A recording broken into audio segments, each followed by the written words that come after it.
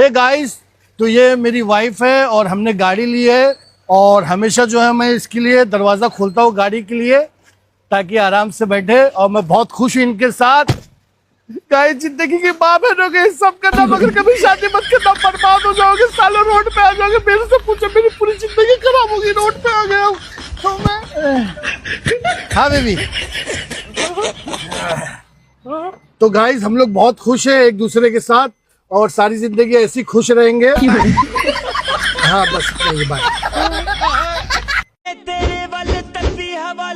लेकिन ये साला कर क्या रहा है यहाँ पे?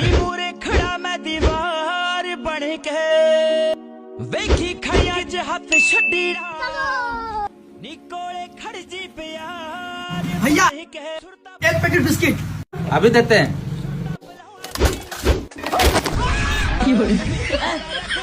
भाग भाग भाग